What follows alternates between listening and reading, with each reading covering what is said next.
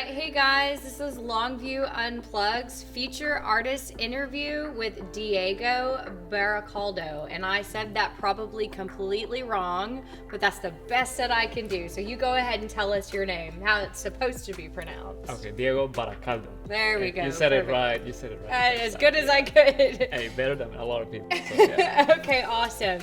So Diego is actually a local artist here in Longview, and he's done some pretty impressive things around town. You may have noticed one of the most recent murals that was a collaboration with, what's Zach's last name? Israel. Yeah, Zach Israel. They did, it's the big wall mural that is literally right next to Books and Barrels downtown. It looks fantastic, so if you haven't seen it, definitely go check it out. But Diego is actually an artist that does a lot more, obviously, than murals. So when did you first know that you could create as well as you do? Well, it's that I have memory of. My parents told me that I was more of a, when I was 3 years old, I was just drawing just little bugs and drawing on the walls of my house and stuff. Yeah. That was one thing. Consciously, I realized that I had a sort of talent when I was in school. You know, all the kids, you know, would let me, hey, you know, draw this for my girlfriend and draw this for this and for assignments and all that. So Yeah. I started charging money. That was the Really? beginnings How of old it. were you Yeah. when you started charging for your work? I was probably like 10 I love years it. old. It was You were around like, that I know time. my value, even at like a young age. It was something that I didn't even do just for consciously as, hey, you know, let's make money, but it's just like, hey, you know, I'm doing something, you know, give me some of the lunch money, you know what I mean? Right, give me some of the lunch. I like that. Yeah. So are you an artist full-time? Full-time right now, yes. Awesome. So tell us a little bit about like your day-to-day as a full-time artist, like what projects you work on, do you get commissioned and Okay. things like that? Basically, I seek commissions, just private commissions, you know, they come here from time to time. Okay. I seek a lot of contracts with owners of buildings and people that in cities, especially places, you know, when they're placing bids and everything. So I just put my name there. I put a proposal together and just send it.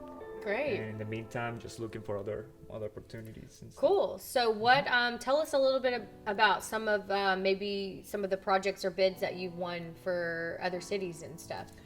The first, this bid thing is a new thing. I started this last year. Okay. But the first one was here in Longview. Okay. I placed a bid for the city of Longview, and this past July, and I won. So I won one of them because they were Okay. doing a lot of projects here in town. Okay. And the second mural was just a private commission for the Knights of Pythias, and Okay. that's a collaboration I did with Zach Israel. Okay. And yeah, we did that. That was a private thing. The next bid was to Palestine, Texas. Okay. And they were searching for artists, and I saw the article on Facebook. And, Nice. And just try to do the stuff, competing with some great artists that have done things here in Longview too. Oh, okay. So yeah, feel grateful for that. That's cool. Do you prefer painting or do you draw too? The basis of everything is drawing. Okay. So those are my beginnings, and Okay. that's what I like to do a lot. I just sit down and sketch. I like to draw from pictures, from reference, and combine that. Painting is fairly a new thing. It's been for a couple of years ago, Okay. and I enjoy it too. It's just that it's another mindset. Right. Yeah. It's not well, I say another mindset in the sense that, you know, your approach is different. Right. You're more sculptural with it. Blending and techniques are different. blending techniques Mixing and stuff. mediums are Yeah, different. drawing is Yeah. line, how you make lines look, you know, have volume. And Right. all that. Yeah, So, absolutely. No. So I totally get that. So who, and we always ask everybody this question, but I think it's important to ask this question because there's going to be people who are watching these videos and reading your interview that obviously they want to aspire to be like you and be a full-time artist. But who has inspired you? Or who is essentially, I guess it could be a two-way question. Who's inspired you and who's also like helped supported you to get here? Support is my family 100%. I mean, I come from a family that is it's not very artistic in the sense that where, you know, you have a lot of professional artists and musicians and all that. I'm pretty much the only one in my family that has pursued it as a way of living. I have other cousins that they draw and stuff, but they just took it as a hobby. But my family always went just, hey, you know, that's what you like to do. That's what you love to do. You know, just go for it. Yeah. And that's what you know. That's what you gotta do. You know, instead of just being somewhere where you know your calling is somewhere else, and you're just doing this just because you want to make more money or totally respect that. But if you do something that you love, you eventually get there. Yeah. No, so I agree with that's what my family was always telling me. My mom, my dad, and just told me, hey, just follow it. Do what you want to do. Yeah, and I think that's really interesting because I feel like a lot of artists, they don't typically get that support and they don't get that encouragement, because I feel like a lot of people from the outside, they don't respect a lot of artists as being people who can have these full-time careers and that can make, you know, living. Because as an artist, I've often had people ask me, well, what do you really do? What do you really do? And it's like, well, I'm an artist. That's what I really do. So it's great that you have a family support system that recognizes that, no, this is a full-time career. This is something that people can aspire to be. And that's probably a lot of the reason why you've been able to be so successful and cultivate that lifestyle, is because you have had people not, you know, trying to tell you to do something other than art, you know? So that's great. And I actually, you know, even if for people out there, you know, even if you don't get that support, just don't give up. Don't let it die, because eventually it's your life. You know, you might be doing something else, and that's totally fine. But if you just dedicate just a little bit, just an hour during the day where you can, you know, pursue that, and if that, whether you make it commercially or not, I mean, that fills your soul, you know, in a lot of ways. Right. That can be your escape. That can be, and it doesn't have to be just in the visual arts. You know, it can be writing. It can be composing. You know, it can be, I don't know, just everything, any escape. Yeah. Yeah, there's so many different ways that people can be artists, and I think that a lot of people don't realize the different levels of artistry too. When people think art, I think they often associate art with painting and sketching, you know, and sculpting. They don't think about all like photography. Exactly. You know, even motion art, or even videography, or modeling is even an art in itself. Makeup, because it's me, I'm a makeup artist. Makeup is an art. There's so many different types of art that people they don't realize that everything around us in some form or fashion is consumed by art, you know. And so there's so much talent that people can cultivate. They just have to figure out exactly, you know, what works for them and what doesn't. What was it like having your murals in downtown? Like, how does that feel? It feels amazing. I mean, it feels awesome. Just in one way, because you're being seen. You know, you're being just the pressure is there, and you know you have the scale and all that. It's just it's something that you know that's going to be public. It's going to be enjoyed by everybody, by the people that work around, and visitors, and it's going to change the face for everybody. Right. So it just feels great. I don't have words, the exact words to describe, you know, what it's just more of a feeling. It's more of a feeling, yeah.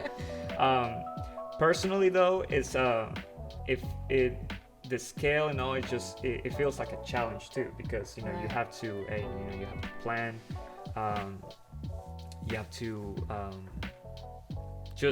just make the right decisions and work with your time. Yeah. And usually that's what happens to us artists. I say us artists, but it's just the managing, the time management. You know, you want to spend on a piece, you know, months and months, and try to make it perfect, and work it here and work it there, and I don't like it, and I want to change it. I know nothing about what you're talking about. All right, and no, on these things you have to be planned for days that are gonna be hot, cold, rainy. And probably days where you're maybe just not even like kind of feeling it, Yeah. There's days where you're like, I'm not feeling very artsy, and then having to get out there and paint something that like you're being paid a lot of money, I'm sure, and then also on top of it, like something that's so like so big as a downtown. There's so much pressure there. Like I can't even imagine. Yeah, especially downtown. Yeah.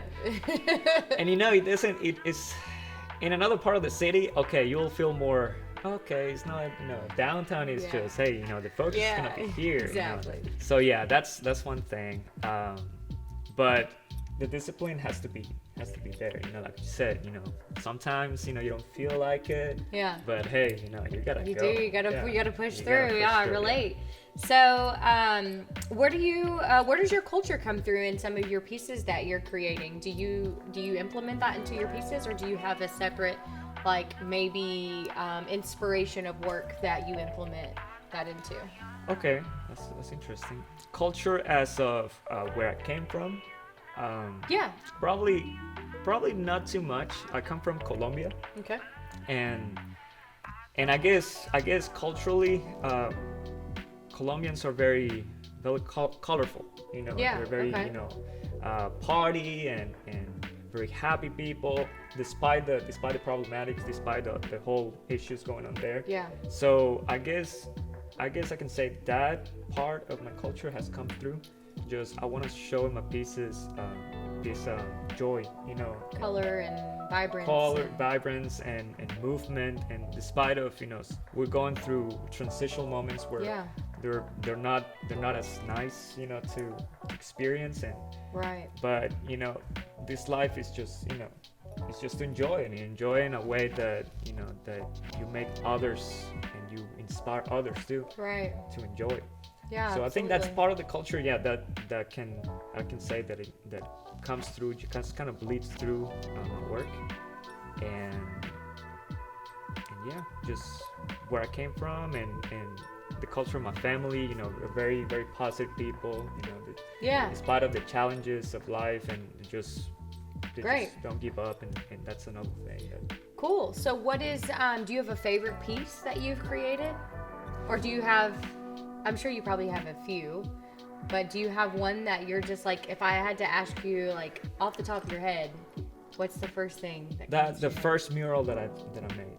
I will probably just that it brings a special. Is that the one downtown? The one on downtown Medellin. Okay. That's to me that's a very special one because that's my first mural. That's the first mural on a building because I did similar things in high school, where we used to do on construction paper, just draw a theme and put it on a coliseum, just for all the kids to see and stuff like that. But that was more like assignments. Right. But here it's just, hey, you want to show. There's an idea. There's a composition there. This is the first time that I have this massive wall and no idea how to tackle, and just right. It was just pure attitude. You just go at it, just do it. Yeah. If it doesn't come right, okay, cool, let's keep going. Definitely. The sun hitting, and that's what I was wondering. Like, so you guys painted that in the summer, right? Or when did you paint that? It was in the middle of, it was July. July in Texas. Yeah, July. And did you guys ever get any shading or? Well, you have to work with, the first hours in the morning where you have light until pretty much like midday, where the sun is straight down. So just that after that, yeah, it's very tough. Difficult. Just, you will have to sacrifice your body in order to make this faster. But I mean, I had plenty of time. I just kind of planned just to say, if I can do that half day every day, and it'll be good. You'll be done on time, right? Because of the deadline. So. How long did it take you guys to complete that project? I did that one in 3 weeks. At half days, 3 weeks straight. Yeah. You did 3 weeks, like every day. Like 3 weeks every day. Maybe missing some days here and there, but yeah. And that's a lot. Yeah. And that's a lot of time. That's a lot of time. That's just taking my time. Right. Because, you know, other artists, you know, if I'm comparing myself with other people that are, you know, they're in the same field, yeah, people can do it in half the time, and that's, yeah, those people are awesome. So I've actually painted a wall mural before. It was for Starfish when I first started our old office. It was probably like maybe the size of for that wallet, that painting over there. Okay. And the owner of the company wanted our logo on the mural. And I did it the hard way, the old school way, where I did the boxes and penciled, so I didn't use a projector. Okay, cool. Like an idiot. So even though that's like, you know, impressive in itself because I manually scaled a logo, it took me, I want to say like, you know, the logo and then, you know, painting 4 days. Full day straight, and it was like so like exhausting. Like I can't even imagine like you guys creating, like, you're not doing a logo, you're out in the sun, you know, you're coming up with this idea like from your brain. Nobody's like giving you the art, and then having to be out there painting in the sun for like 3 weeks straight. Like that is extreme discipline and extreme talent and skill. So I appreciate that. good job. Like, no, that's awesome. Like every time I pass that mural, I'm just like, I know how much work went into that. Like it's so and, you know, much. and you say a lot of work, but it was just fun. You know, it was just taking those things. And, and you know, another thing that I like to highlight from that is just the encouragement of people just passing by and just, hey, you know, asking awesome. what you guys are doing. Exactly, just hey, you know, this is looking awesome, and that's just like, hey, you know, this from, you know, for somebody that spends a lot of time, you know, indoors, isolated, you know, because I guess that's just my personality, just try to push a little bit, and, tries to push out, reclusive, and then just coming out and just having this tons of approval. Yeah, you're like, whoa, it's like you're high on those things. So just like, hey, you know, just maybe I am kind of cool. Maybe I am. It makes you, it lifts up your self-esteem, and just like you start having fun with those things. That's good. I'm glad that you had that. It was much more fun for you than it was work. And I think that that's the whole point of what you're trying to say is you do something that you love and it doesn't feel like work. Yeah, even painting a wall mural for 3 weeks straight in the middle of July in Texas can even be fun if you love what you do. and it kind of makes me feel guilty at times because, you know, at points I just stop like, hey, you know, I haven't felt like I've worked or anything. Just, hey, you know, don't feel guilty. You should be that's a living example though of how people should be living their lives. You know, absolutely. We should be like feeling guilty for getting paid to do the things that we love because I mean, and because everybody has something to offer. Like everybody has a gift. Everybody has something to say. Everybody has a contribution. You know, right? Everybody has a place. Exactly. To actually make this place better, to make life better, because you see a lot of people, you know, in a lot of times, you know, you have people that are very bitter what they do, and because I have to do it, because I have to raise a family, you know, that's understandable. Yeah, that's totally respectable. But sometimes we don't see a way, and we just close all our doors, and we just see that, oh, this is my only option and today, that's I mean, true. maybe before where there was not a lot of options, today we have so many opportunities to branch out, to express ourselves, and make it profitable. So I just say, hey, you know, just keep searching. That's one of the things. Just keep. I think a lot of people, where they that bitterness comes from, and the lack of being able to it's just the confidence. I think a lot of people have confidence in believing that they are good or that they have the potential, and then maybe a lot of it comes from that they just don't have support. You know, if you don't have people in your life encouraging you and telling you, yeah, you're great at this thing, it's hard for people to go, I'm just gonna do it, you know, because they miss that, and that kind of stinks. And I think that a lot of that gets solved by breaking down stigmas. You know, I feel like artists in different communities, as long as you can break down stigmas and let people know, like, no, people can be, they can make careers out of this. This can be something that people should aspire to be. As long as we are encouraging that, then maybe more and more people can be supportive of those things. What are some negative things? Which is funny because what I was just saying, this next question actually follows up with it. What are some, if any, negative things that have made you doubt yourself? I mean, there's quite a few, because there's no happiness without the downfall. Right. Perfectionism is one thing. You want to be.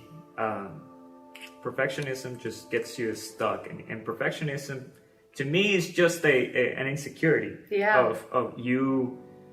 Oh, this is not being good enough. Or I agree with that. it has to be in a certain way where my ideals are, and sometimes my ideals are not clear enough to do it like that, and just pure insecurity, just fear. It's fear of being rejected, fear of not of not doing it right, and I think that's one of the main things that I will say, just the only thing, perfectionism.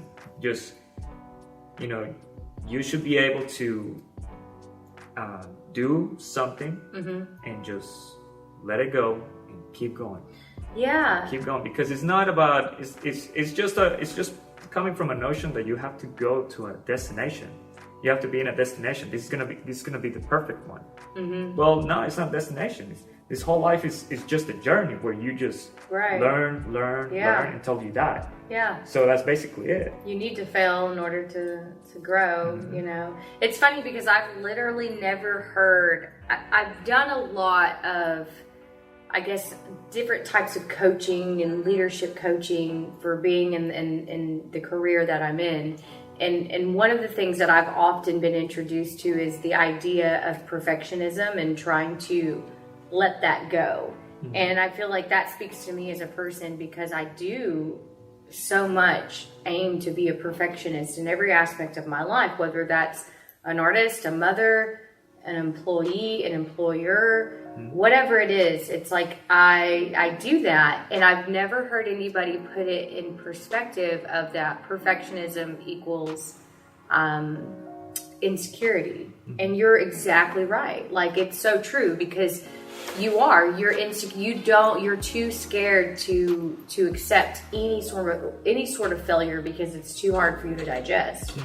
And I think the way to get around perfectionism is to allow yourself to fail, and be able to take that, because how are you going to grow if you don't? If you don't fail. So I love that. That's a great perspective. Like, you've taught me something today. Yeah, I appreciate that. You really have. Like, I'm going to be thinking about that.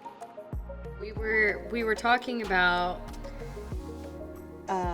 how art really, like, ultimately cannot be defined, because art is, it's subjective, because what I value in art, that's I feel like that concept, though, can be exercised, like, again, I guess, through a lot of concepts in life. It's where, like, a lot of things, like beauty, like the idea of beauty is in the eye of the beholder. Even though that's a very cliche saying, there's a lot of truth to it, and you can exercise that concept, because what's beautiful to me may not be beautiful to anybody else. And who are you to tell me what I think is beautiful isn't beautiful? Because you don't get to dictate what I find valuable. And I think that more and more as time goes on, society is developing individuals, especially younger generations, millennials and Gen Z and younger, are becoming more of, nobody else gets to tell me my value, and nobody else gets to tell me what I value. And I feel like art encompasses a lot of that, because what you create, who gets to tell you that? Who gets to tell you what values that? And I think that that's really. And sometimes it's not to define what's beautiful, but to define probably the opposite of that, because that also counts. If you say something is super gross, people sometimes do art in those Yeah, levels yeah, where you're yeah. like, whoa, there's Totally. some places where you don't I mean, want to look go, at but horror you movies. have to go. Like Exactly. at horror films. I mean, Yeah, that's and art. and it's just to show you which ones, like you said, you know, your values, your ideals, you know, the I don't know, your dreams of the future, and your pasts and past, you know, as a collective. Yeah.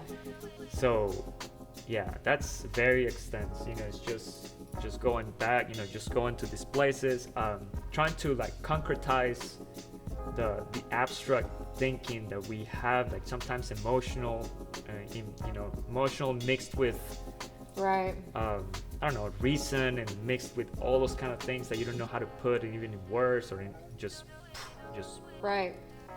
Yeah. put an image, and then you kind of start like, oh, okay, you know, understanding where your psychology goes. Absolutely. I feel like art can be defined as the definition of art is infinite. Like there's no barriers, you know, it's infinite. Or so. what makes us human, like what makes us human, and just Yes. The ability of expressing, not just of using tools and just having, you know, the capacity of kind of foreseeing future, but also of kind of just getting all this our internal, like all these gut feelings, and put them into something that we can actually agree on, Yeah. you know, at some level. Right. 100%. I agree with that. So, with all of that being said, what do you have where do you see yourself in, let's say, 5 years? Oh yeah, 5 years. No, don't you hate when people ask you that question? Yeah, 5 years. You know, because I think it over and over. You know, where I'm gonna see myself in 10 years, and Right. 20 years, and 5 years. I will probably see myself doing large scale. I have quite a bit of projects here, because I try to spread out my interests and just try to do a little bit of this and this and this, and I'm not committed to a current right now. So I will say 5 years doing more of murals. I'm starting to do some little sculptures, and trying to work on that current too, like doing some sculpture, doing some Nice. maybe working on narratives, and I love comic books. I love the comic.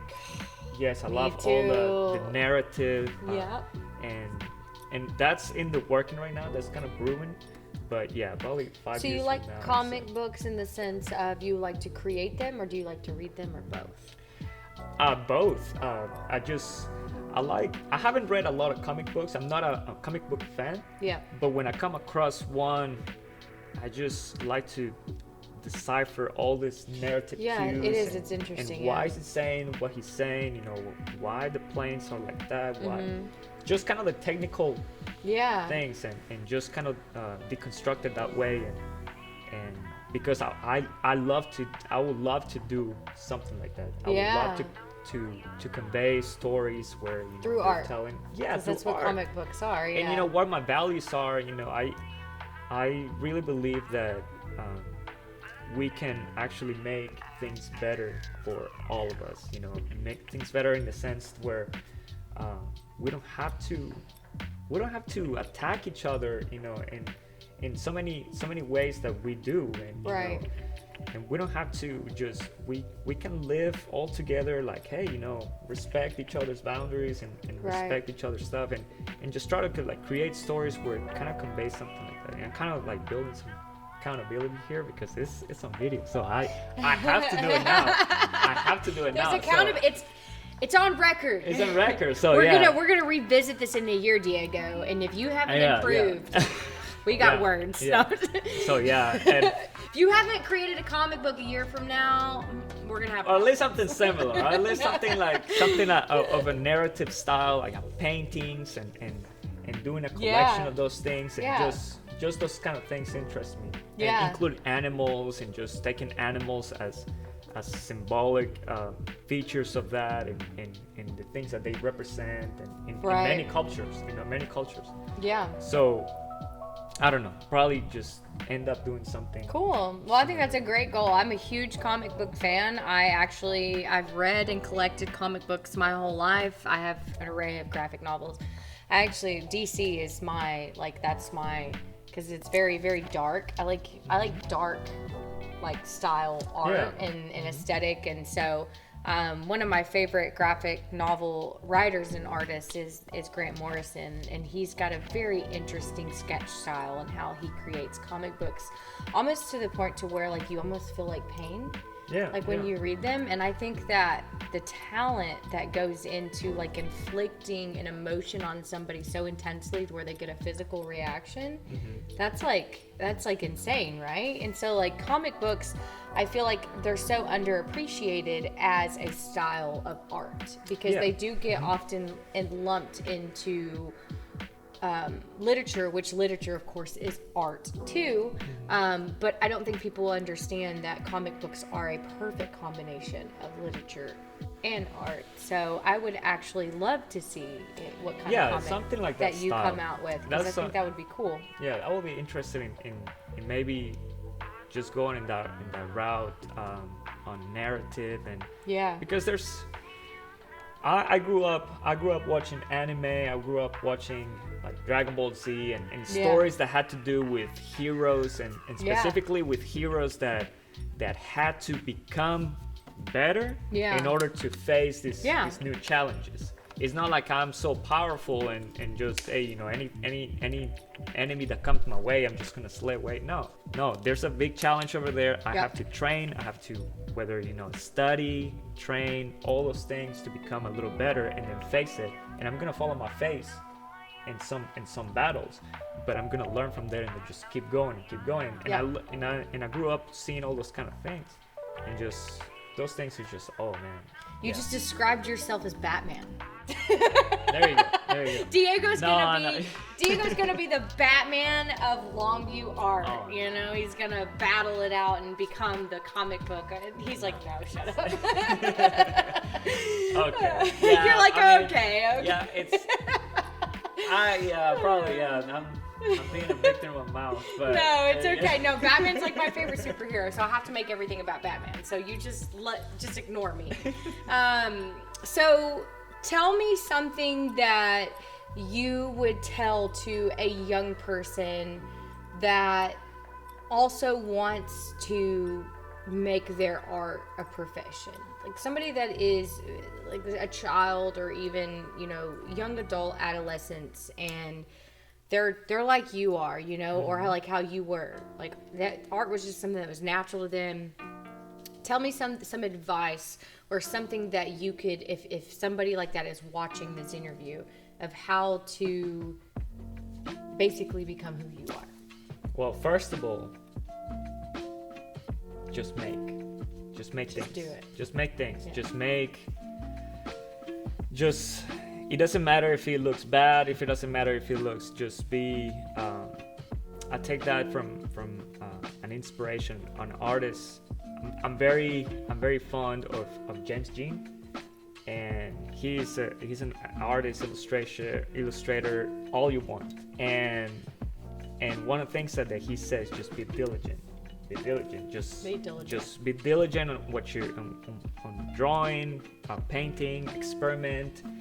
Just do it all, and just don't commit to anything. If you're young, if you're a teenager, if you're starting college or anything, you don't need to commit to a style. You don't need to create purposefully a style, because that comes afterwards. You just educate yourself on the fundamentals.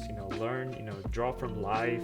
Just draw the things that interest you. Take pictures. Draw from movies. I don't know. Stop a movie and just be more. Don't limit yourself.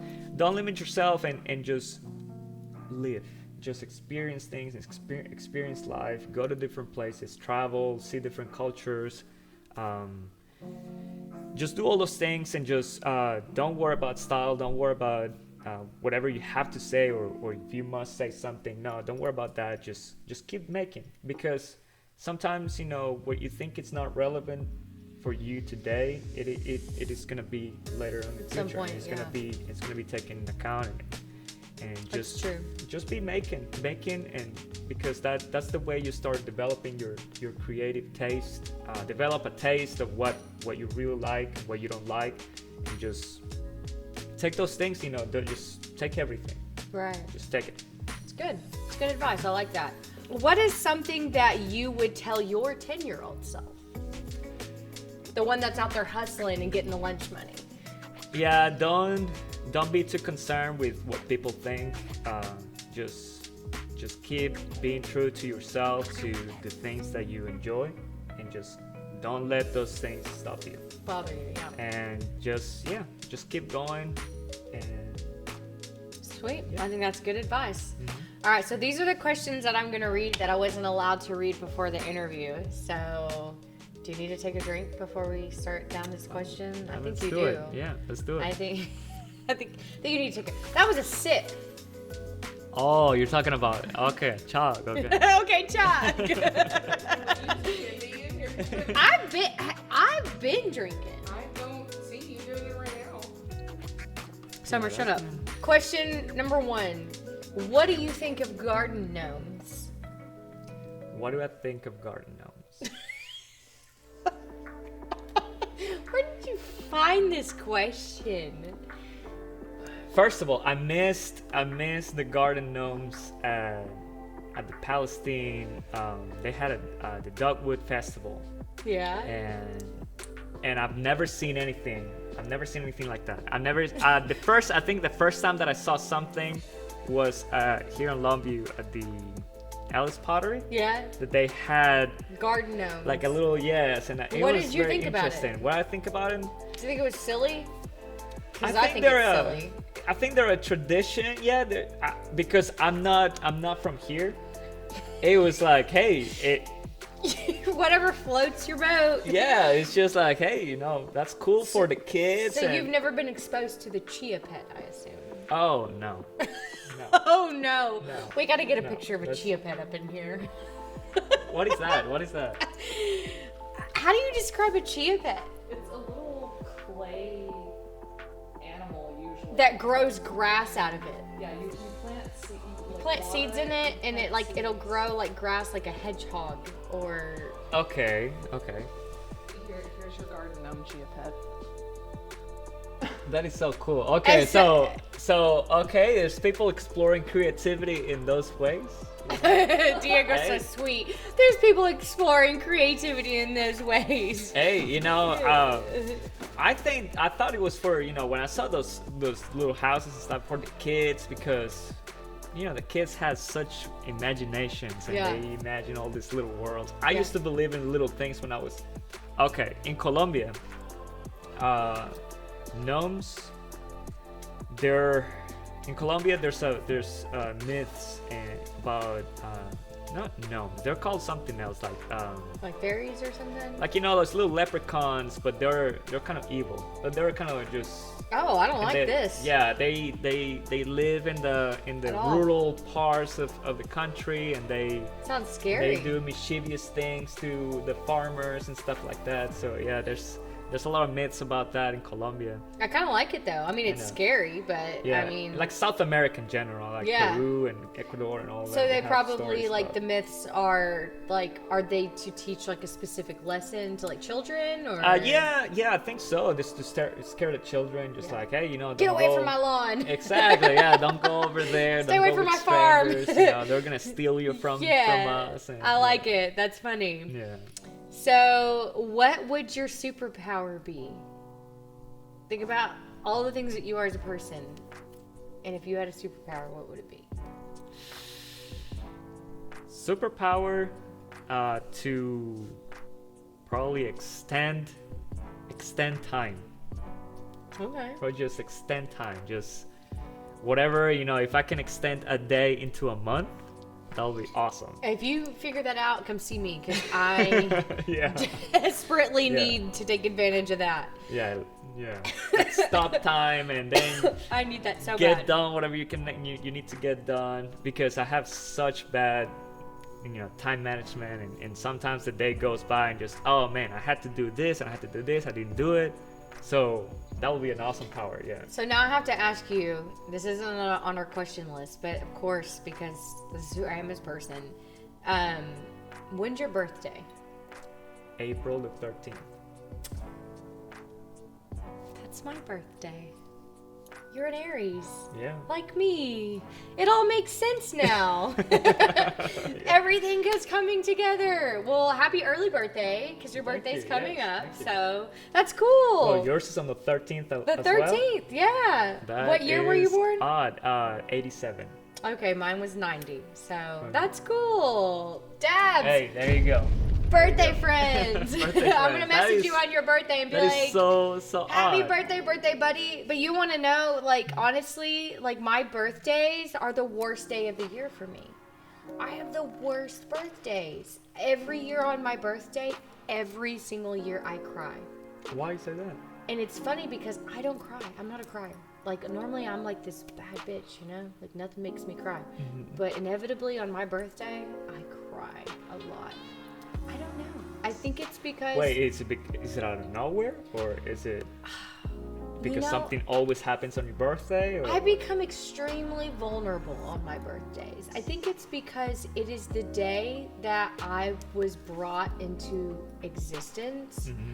And I don't know, like, I guess I reflect on that, and I just realized, like, how, like, much of, like, I guess a good friend and, like, that I am to so many people around me. And then, like, when it becomes my birthday, like, I don't know, like, I get real vulnerable and I get real sensitive, and I don't know, I get my feelings hurt real easy. Like, if somebody doesn't text me happy birthday, like, I get sad about it because I would have texted them happy birthday.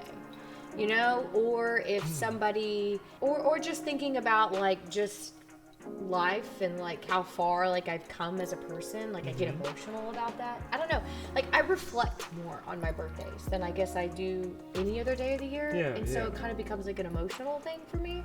So it's just funny because so you I accumulate cry. all this emotion, And then I just let it go. Let it go on my your birthday. I just cried out. But that's good. That's awesome. Yeah. I just like my face turns red and, like, I just wail. I'm just like, oh my Sometimes God. I forget it's my birthday. Sometimes I just Do you? I go through the day. Yeah. Sometimes I just forget go it. through that day, and then at night you say happy birthday.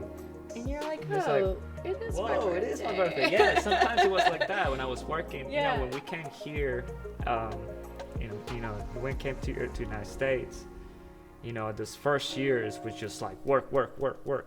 Yeah. And you just lose notion of time just Yeah. completely. And yeah, that will happen to me. Just where a day I go to work normally and somebody say, hey, happy birthday. Yeah. It's like, You're like, oh, okay. it's my birthday. Yeah, no, I wish I could forget my birthdays because they're so stressful for me. And, you know, I think part of it is that, like, I was born on Friday the 13th, Okay. but I was also born on Good Friday in the same day. Good Friday is, in the Christian faith, is the day that Jesus was sacrificed or crucified. Okay. So I was born on that day plus Good Friday. And so, I don't know, like, I always tell people that because I feel like I'm just, like, cursed. I don't know. I feel like on my birthday, I'm just, like, cursed to have a bad time. So that's, like, part of why I'm so emotional. But I think it's cool because now I know somebody that's also shares the same birthday to me. So I'll end up messaging you and being like, happy birthday. I hope you have a better day than me. I hope you're not crying because I am. Thank you for reminding me that it's my birthday. Yeah, but that's actually funny because it funnels into the next question of how many parking lots have you cried in? Ooh. Ooh. Wait, was that a thing? Or have What you was cried that? in any parking lots? I Made you cry in. Let's just be real. I've cried. probably in well, okay, probably not in a parking lot. Yeah, I've done it before. It just out of frustration, I've done it quite a bit. You don't even know. You're like, I've done it so much I can't even keep count of this. No, it's not. It's not. Just a few times where I've gotten out of work and where sometimes I feel Overwhelmed. overwhelmed of maybe the pressure of just just being here, just having to do this, having to do that, and just all that. And sometimes, it's being out of happiness, for something very, very good to happen to me. And it's just a few years ago, I lost my uncle, and that was one thing. But all the times it's been just out of just the pressures of the day, or maybe the whatever was happening in my life. But yeah, that was an odd question, because you're just like, whoa, I guess that's a thing. Threw you off. Yeah, I guess that's a thing. It is a thing. Yeah, no, I've cried in a parking lot before when I was overwhelmed, and it was when I was doing art full time, and I was just like, because I'm also bipolar, and so I scheduled a bunch of things out way in advance when I was like in like a manic phase, where I was like, oh, I can do all of this. And then the time came to where I was like actively doing all the things that I had booked, and I realized that it was far too much, and I was overwhelmed. And I just like sat in the parking lot and just cried, because I was like, what are you doing?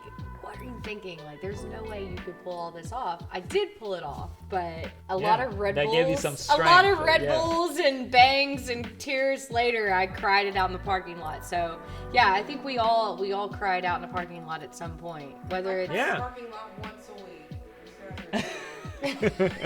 I do believe that about you. I'm not lying. All right, if you had a theme song, what would your theme song be? Whiplash. Whiplash by Metallica. What? The first album, yes. I love it. I was not, I did not have Metallica on my bingo board for you. I love it. That's great. Yeah, and that's one of the songs on their first album. Okay. The Kill 'Em All. And funny thing is that I take showers, in the winter. I take cold showers. Do you? It gets so cold. Yeah, it gets so cold. It's amazing. You should try it. And it gets so cold that I have to put like music just to crank it up and just get it. I've heard that like putting yourself through like those cold water like baths and showers, like it does something for you. Like, it does a lot of things. Mentally. Your immune so system. That's cool that you do that. Yes, and just trying to like bear uncomfortable. You just being uncomfortable helps you a lot just to grow as a person. Just not being comfy all the time. I put that song, and it's just, I'm ready for the day. You're ready. Hey, ready. All right, so you're a metal. You like metal rock music, or? I'm more on that. I love it. Yeah. Love it. Like Judas Should've Priest, known. and Should have known. As an artist, should have known. All right, so where can people find more about you and your services online? Right now, I just have, I'm going on Instagram, and I'm going on Facebook. On Facebook, a little bit less, but Instagram, the main thing. I have a couple things on ArtStation, and I'm working on legitimize the whole thing, just, building a website and just trying to, grow as a business and everything. So yeah, this year, and it's going to be on the accountability board. Yeah, write it down. Write it down. In a year, I have to have a website already. I have to already be focused, Yeah. And yes, Instagram, Diego El Bueno Art, and Diego Baracaldo Art on Facebook. Okay. And I'll post some of the stuff that I've been holding, because I hold a lot of stuff. But yeah. One last question. Tell us about these art pieces briefly. Well, that the hawk, is it a red-tailed hawk? I was practicing for a larger painting. I was thinking, just practicing techniques. I love raptors, and I love all those things, and just talents. I had talents and how they predate, because that's one of the things of nature that I love, is just how predation and just animals killing animals, and it might sound weird, but it's just the dynamics. It's just the circle of life. Yeah, exactly, the dynamics of nature. How life is. Just energy. Yeah, right. Energy, feeding of energy. So I like that, and I love heavy metal. So that's kind of just one line on that. This is your Aries coming through. I'm seeing it now. I would have never pinpointed you as an Aries, and then you started talking about your art, and I was like, wait, I see it now. There's a panther. There was It's a mountain lion. It's very pretty. Thank you. I really like that one. And that's another thing. Just trying to put him in a different setting, in a different time of day. That's at night. And, yeah, I could tell. I get definitely night vibes from that. And just trying to play with the color palette there, just like vibrant color palette. Just I probably had to do more of that. Just kind of explore more. This one was in the first things, the narrative, like that I was telling you about. I saw a video on Facebook, YouTube one day where a hummingbird was attacked by a mantis on a feeder, and I thought that was I had never seen that in my life. Just like deer eating birds. Yeah. Things that just some of those things that you never know until technology gets advanced enough to show you all those things. Right. Yeah. So one of the things that I wanted to just express, Oh, I see it now. It's like the hummingbird is going to like get the nectar from the flower, but there's a mantis that's about to grab it. Yeah, but the catch here is that is happening in an alternative world where hummingbirds have this. They go out at night and they go feed at night, and they have this light where they just can pinpoint, there's something going wrong here. Yeah. So that's kind of just a small bird that is brave enough to just go, but the light of his heart is just telling him, hey, don't worry, keep doing what you're doing. I'll protect you. So it's the light that shows them, the dangers and everything. I love that. So that's really cool. I'm glad that I asked you to elaborate on that because that's beautiful. I appreciate it. It's really nice. Yeah.